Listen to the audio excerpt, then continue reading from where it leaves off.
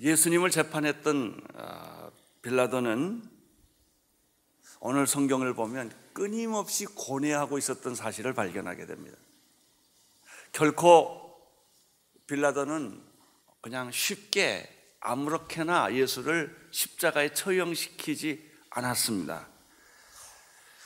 왜 빌라도가 고뇌를 했을까? 첫째는 예수님이 죄가 없었기 때문이요. 두 번째, 자기가 하는 재판이 불법 재판이라는 것을 본인이 잘 알고 있었기 때문에 굉장히 고뇌를 하는 흔적이 오늘 본문에 많이 나옵니다. 먼저 요한복음 18장 38절부터 읽겠습니다. 시작. 빌라도가 가로되 진리가 무엇이냐 하더라. 이 말로 하고 다시 유대인들에게 나가서 이르되 나는 그에게서 아무 죄도 찾지 못했노라. 빌라도의 첫 번째 재판은 무죄 선고였습니다. 나는 예수에게서 당신들이 고발한 것처럼 어떤 죄를 찾을 수가 없었다 하는 것이 18장 38절의 말씀입니다. 예수님에게서는 그 누구도 죄를 찾을 수가 없습니다. 왜냐하면 그분은 죄가 없으시기 때문에, 하나님의 아들이시기 때문에 그렇습니다. 베드로전서 2장 22절에 이렇게 씌어져 있습니다. 시작. 저는 죄를 범치 아니하시고 그 입에 괴사도 없으시며 욕을 받으시되 대신 욕하지 아니하시고 고난을 받으시되 타협지 아니하셨다.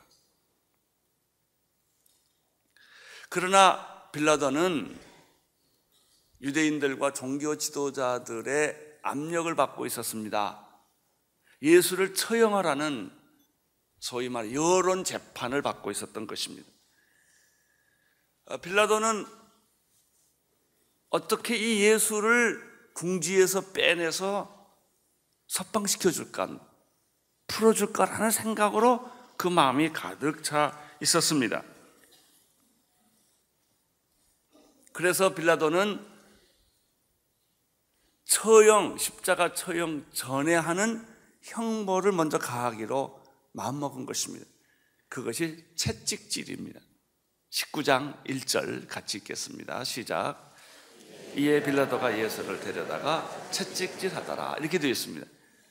그런데 이 채찍질은 우리가 생각하는 그런 단순한 채찍질이 아니고 나비나 쇠붙이가 가죽끈에 달려있는, 그래서 그 채찍으로 한번 맞으면 살점이 뜯기고 피부가 갈라지는 아주 고문과 같은 채찍입니다. 이런 채찍을 수없이 때려서 우선 십자가 처형 이전에 형벌을 주는 것입니다. 이렇게 한 것은 빌라도는 어떻게 하면 예수를 놔줄까? 좀 채찍질이라는 것을 가혹하게 쳐서 불쌍하게 사람들 느끼게 해서 그렇게 큰 죄도 아닌데 꼭 십자가 처형을 시켜야 되겠느냐라는 마음을 갖게 하도록 빌라도가 이렇게 유도를 한 거예요. 두 번째, 가시로 만든 면류관을 씌워서 예수님의 얼굴에 씌웁니다. 19장 2절 상반절을 보겠습니다. 시작. 군병들이 가시로 면류관을 엮어 그의 머리에 씌우고, 그러니까 가시로 만든 면류관을 쓰니까 막 피가 얼굴에 범벅이 되었을 것입니다. 그리고 얼굴은 말할 수 없는 고통으로 가득 찼을 것입니다. 세 번째는 자색 옷을 입힙니다. 이 자색 옷은 왕이 입는 상징적인 옷이 자색인데 유대인의 왕이라는 것 때문에 조롱에 섞인 의미로 자색 옷을 입힙니다. 19장 2절 하반절을 보십시오. 자색 옷을 입히고 이렇게 되어 있습니다. 네 번째는 예수를 조롱하면서, 그 앞에서 면전에서 조롱하면서 손바닥으로 얼굴을 사람들이 치게 했습니다. 19장 3절을 보십시오. 시작. 앞에 와서 가로되 유대인의 왕이여 편안할지어다 하며 손바닥으로, 눈이 붓고 얼굴은 엉망이 되는 상황입니다. 아주 아주 처절하고 순식간에 몰골이 사나운 불쌍한 모습으로 변해 있습니다.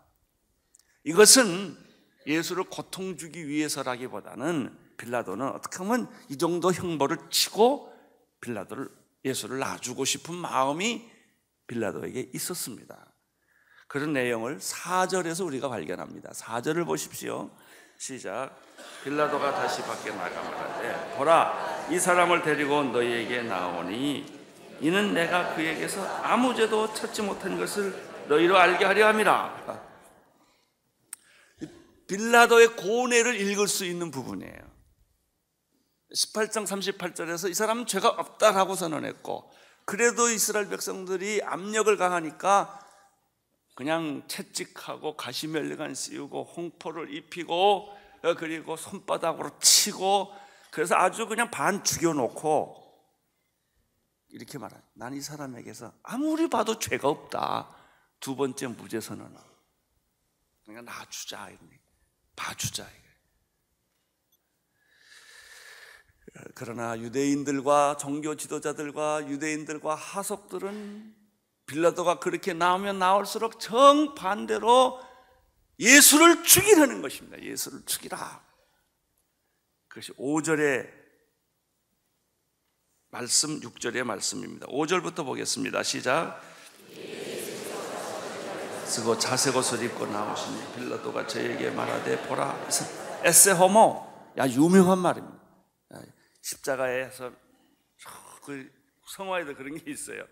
이렇게 그 밑에 이 사람을 보라. 에세 호모. 빌라도가 그렇게, 자 봐라, 이렇게 얻어맞았으면 됐지 않았냐. 자, 이 얼굴을 봐라, 죄가 없지 않냐, 이 사람을 꼭 죽여야 되겠냐라는 게 빌라도의 이야기입니다. 여러분, 성경을 보실 때요, 이 성경을 가만히 자세히 잘 보면요, 이런 그림이 눈에 다 들어와요. 이 성경을 읽으면서 영화가 보여줘야 돼요. 이렇게 성경 읽을 때 그 장면이 숨소리, 호흡소리까지 다 들려야 돼요. 여러분, 이 장면을 보면 예수의 숨소리, 호흡소리, 이게 다 들리지 않습니까? 빌라도가 그 사람을 세워놓고 이 사람을 보라 그러거든요. 그런데 군중들의 반응은 어떻습니까? 6절이에요. 시작. 대제사장들과 하석들이 예수를 보고 소리를 질러 가로되 십자가에 못 박으소서. 십자가에 못 박으소서. 이 빌라도가 화가 났어. 자기 의도하고 안 맞았어요. 그러니까 빌라도가 이렇게 소리를 지릅니다. 너희가 친히 데려다가 십자가에 못 박아라. 나는 그에게서 아무 죄를 발견할 수 없다. 세 번째 무죄 선언에. 그러니까 빌라도는 예수를 재판하고 세 번이나 예수는 무죄다라고 선언한 거예요.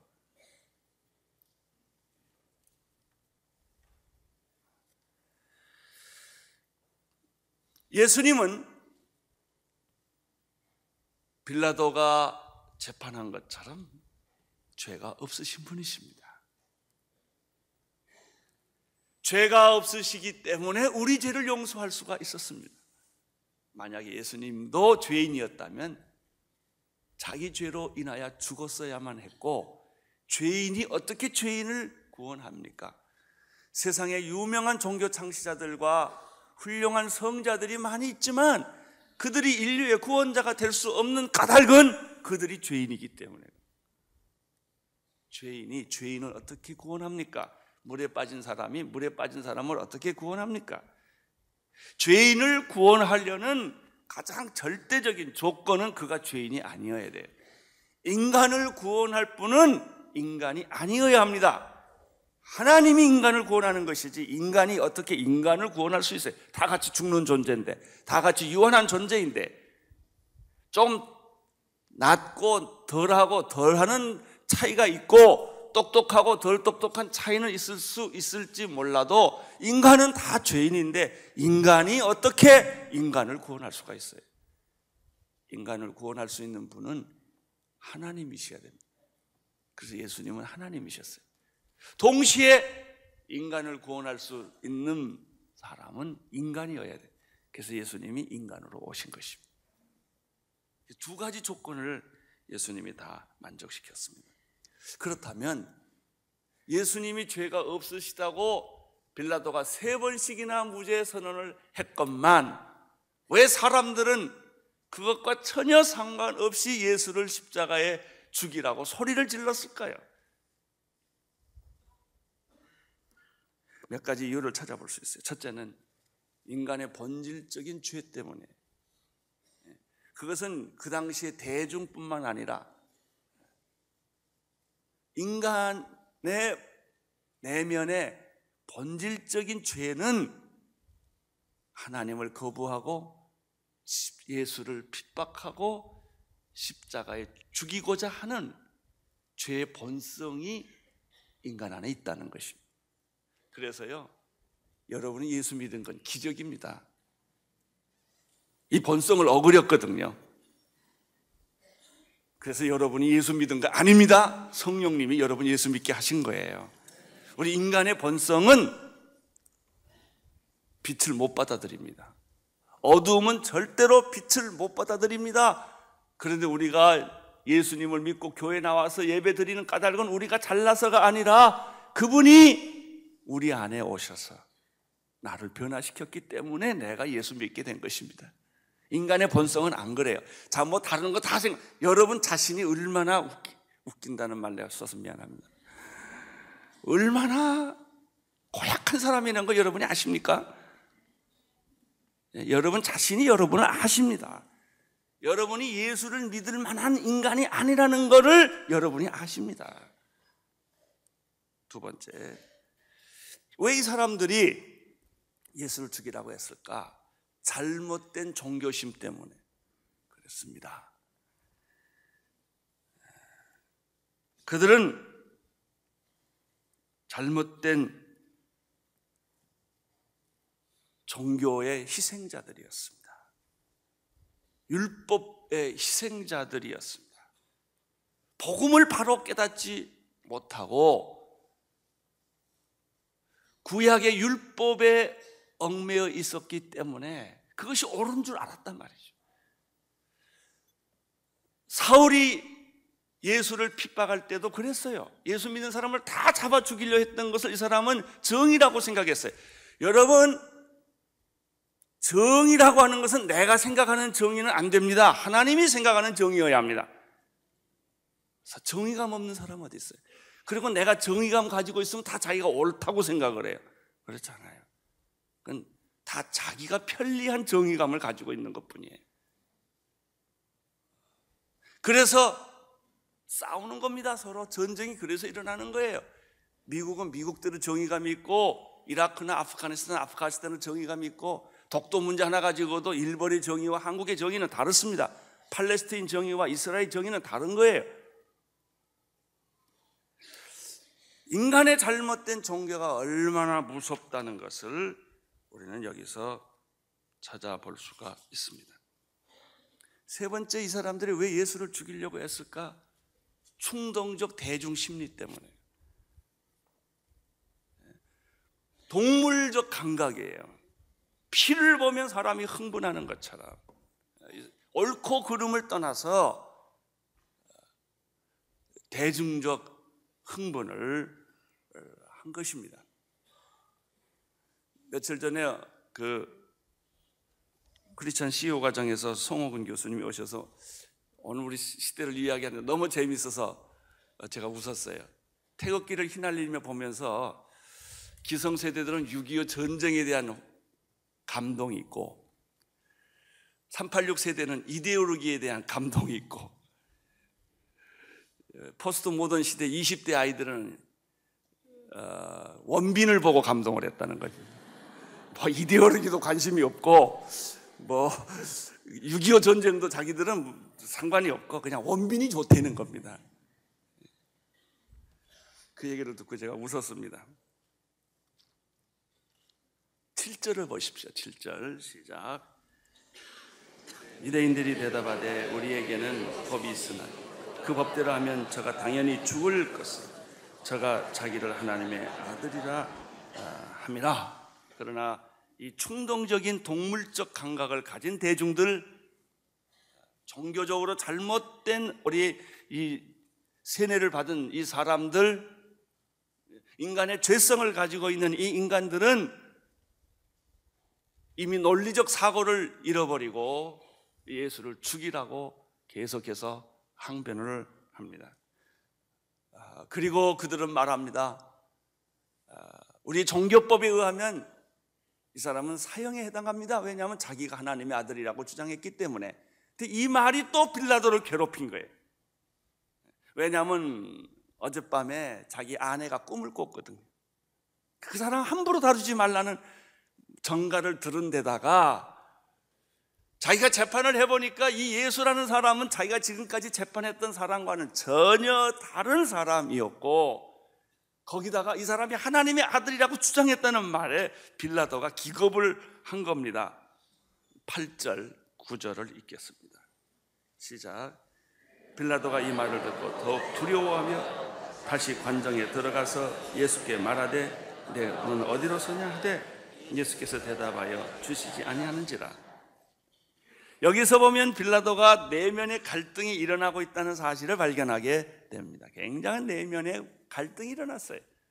하나님의 아들이라고 그러니까 아니 도대체 너는 어디서 온 사람이냐? 라고 빌라도가 질문을 하는 거예요. 이 질문 자체가 뭐냐면 빌라도의 내면의 세계에 갈등이 지금 일어나고 있다라고 하는 것이죠. 예수님이 침묵을 하셨습니다. 예수님께서는 어떤 때는 때로는 말씀하시고 때로는 침묵을 하십니다. 빌라도는 계속해서 예수를 신문합니다. 10절, 11절 시작. 빌라도가 가로되 내가 말하지 아니하느냐? 내가 너를 놓아 권세도 있고 십자가에 못 박일 권세가 있는 줄 알지 못하냐? 빌라도가 약간 화가 났어요. 무시를 당했기 때문에. 그래서 예수한테 자기의 권력에 대한 얘기를 하는 거예요. 내가 너를 놓아줄 수도 있고 내가 너를 십자가에 죽일 수도 있는 권한이 내게 있다는 것을 너 모르냐라고 겁을 준 겁니다.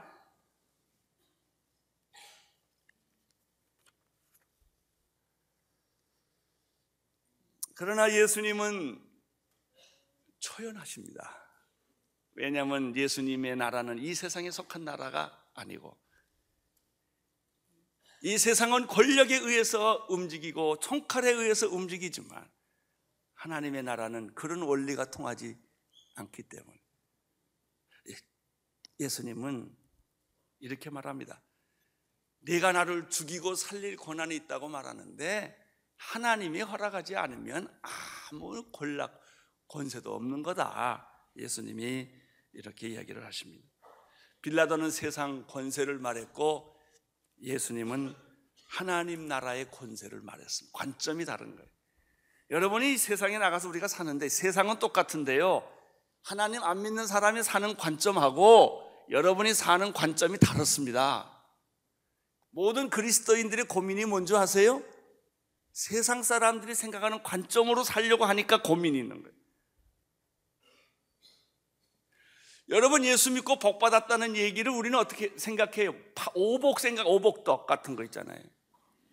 5가지 복을 받으면 우리도 출세하고 돈 벌고 오래 살고 유명해지고 자식 잘 되고, 그러면 우리가 예수 믿고 복 받았다고 하는 세상적 복의 개념을 머리에 지우지를 않았어요.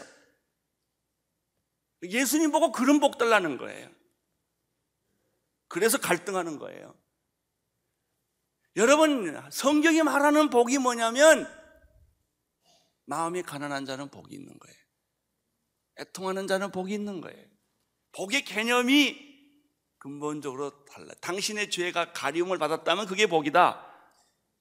복 있는 자는 악인의 꾀를 쫓지 아니하고 죄인의 길에 서지 아니하고, 이런 말씀 있잖아요. 여호와의 율법을 주야로 묵상하는 사람은 복 있는 사람이다. 할렐루야. 여러분들 그리스도인들의 생각하는 축복의 관점과 세상 사람들이 생각하는 축복의 관점이 다르고, 그리스도인들이 생각하는 권력의 관점과 세상 사람들이 생각하는 권력의 관점이 다르기 때문에 이것을 자꾸 혼돈을 시켜놓으면 여러분 끊임없이 고민하고 괴로워하고 갈등해요. 오늘 그 갈등이 다 사라지기를 축원합니다. 우리가 이 세상 속에 살지만 우리는 이 세상에 속한 사람들이 아니요, 우리는 하나님의 나라의 백성들임을 믿으시기를 바랍니다. 우리는 그 질서 속에 사는 사람이고 그 하나님 나라에서 주는 축복을 누리며 사는 사람들입니다. 여러분 복 받으셨습니까? 아멘. 예수 믿은 게 복이요, 구원받은 것이 복이요. 세상 사람들은 그렇게 안 그래 생각해. 돈 있어야 복이고 출세해야 복이라고 생각해요. 빌라도도 예수님을 만나서 이것이 아주 명확하게 두 세계가 구분되는 것을 우리가 볼 수가 있습니다. 12절을 보시겠습니다. 12절 시작. 이러함으로 빌라도가 예수를 놓으려고, 자 거기 보면 빌라도가 예수를 석방시키려고 굉장히 애썼다. 3번 무죄 선언하고 어떻게 해서든 좀 예수를 비참하게 만들어가지고 불쌍하게 만들어서 어떻게 좀 놔주어 보려고 애를 썼던 사람이 사실은 빌라도예요. 썼으나 유대인들이 소리질러 가로되 이 사람을 놓으면 가이사의 충신이 아니니이다. 무릇 자기를 왕이라 하는 자는 가이사를 반역하는 것입니다. 군중들이 코너로 몰리니까 정치적 이슈를 가지고 확 돌아버린 거예요. 군중들이라고 하는 것은 필요에 따라 얼마나 비겁할 수 있다는 걸 볼 수 있어요. 자기가 주장하는 것과 정반대의 주장을 해서라도 이익을 얻고자 하는 거예요. 권력이란 게 그거예요. 권력에 무슨 진실이 있어요? 권력에 무슨 진실을 요구해요? 필요할 때마다 변하고 거짓말하고 사기치는 게 권력인데 거기에 무슨 진실을 원하세요? 없어요. 이 세상의 질서 속에 무슨 진실이 있어요? 없지요. 똑같습니다. 그러나 우리의 사랑하는 빌라도 고뇌를 했지만 결국은 권력 앞에 무릎을 꿇을 수밖에 없는 빌라도의 모습을 여기서 발견하게 됩니다. 13절, 14절을 보시겠습니다. 시작. 빌라도가 이 말을 듣고 예수를 끌고 나와서 박석이라는 곳에서 재판석에 앉히더라. 이날은 6월절 예비일이요 때는 제6시다. 빌라도가 유대인들에게 이르되 보라 너희의 왕이라. 사람들은 승기를 잡았어요. 계속해서 소리를 지르기 시작을 한 것입니다. 그 사람을 없이 하시오. 그 사람을 없이 하시오. 마치 예수가 세상에 없으면 지구가 행복해지는 것처럼 우리는 때로 그래요. 저 원수, 왼수만 없으면 행복할 것처럼 보이죠. 사람들은 소리 질렀어요. 15절 읽어주십시오. 시작. 없이 하소서, 없이 하소서. 저를 십자가에 못 박게 하소서. 빌라도가 그러되 내가 너희 왕을 십자가에 못 박으랴? 대답해. 이 사람들이 또 얼마나 이쪽으로 붙는지 보세요. 순식간에 예수를 죽이기 위해서는 가이사가 우리의 왕입니다. 이렇게 변신을 합니다.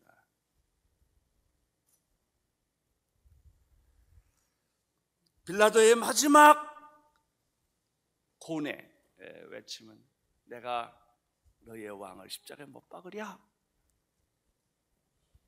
라는 것이었지만 그 목소리는 결국 힘이 없었어요. 그것을 위해서 빌라도가 생명을 걸 만한 용기가 없었죠. 16절 이에 예수를 십자가에 못 박게, 그래서 처형이 시작이 됩니다. 여기서 우리가 발견하는 것이 몇 가지가 있어요. 첫째, 이 세상에는 불법 재판이 있을 수 있다라는 사실을 여러분 아셔야 됩니다. 항상 모든 재판이 의로운 것이 아닙니다. 우리가 이 세상에 살면서 때로는 억울한 일을 겪을 수 있는 게 현실이에요. 이거는 억울합니다. 이거는 불법 재판입니다. 아무리 소리 질러도 안 통해요. 오늘 예수님의 재판을 보면서 우리가 배우는 것은 이 세상에는 불법 재판이 있고 그 재판은 그대로 진행된다 라고 하는 거예요. 공정한 것만 있고 있지 않습니다. 불공정한 것이 이 세상에 있습니다. 의로운 것만 있지 않고 불의한 것이 있습니다. 그것이 또 판을 칠 수도 있습니다. 이것이 현실이라는 사실을 우리는 배워야 합니다. 두 번째, 이 메시지를 통해서 배우는 것은 예수님은 십자가의 처형을 당하셨지만 그럼에도 불구하고 그분은 죄가 없으셨던 분이다. 그러니까 죄 없이 사형당할 수 있습니다. 죄 없이 귀양 갈 수 있습니다. 모함을 당해서 억울함을 당하고 죄인으로 낙인 찍힐 수도 있습니다. 그것이 세상 역사입니다. 그러나 하나님의 나라는 그렇지 않습니다. 하나님 나라는 그렇지 않습니다. 예수는 십자가의 처형을 당했지만 그는 죄가 없으신 분이십니다. 이것을 빌라도가 3번씩이나 무죄 선언을 했습니다. 죄가 없다고, 이분은 죄가 없다고, 나는 이분에게서 죄를 발견할 수가 없다고 3번씩이나 선언했습니다. 이분이 예수 그리스도이십니다. 이분이 여러분의 구원자이십니다. 이분이 하나님의 아들이십니다. 그리고 그는 십자가에 무참하게 죄인으로 죽었습니다. 이것이 기독교가 가지고 있는 역설이에요. 우리 땅에서 살아요. 세상 법 안에서 삽니다. 이 세상 질서 속에서 권력의 구조 안에서 우리는 살고 있는 것이죠. 그러나 우리의 마음은 하나님의 나라에 있습니다. 우리의 질서는 하나님의 질서에 있습니다. 우리의 통치는 하나님의 통치를 받는 것입니다.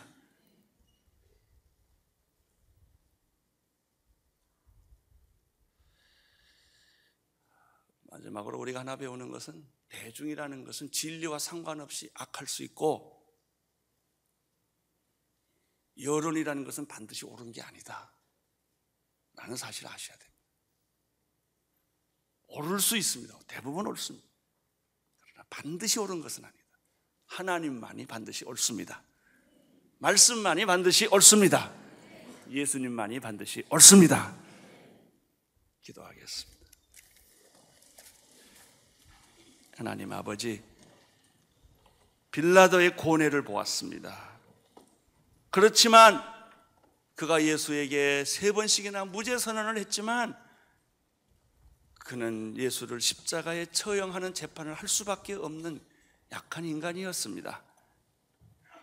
우리는 이러한 역사적 사실을 오늘 배웠습니다. 우리 성도님들에게 모든 삶에 하나님의 주권과 통치와 다스림과 축복이 넘치게 하여 주옵소서.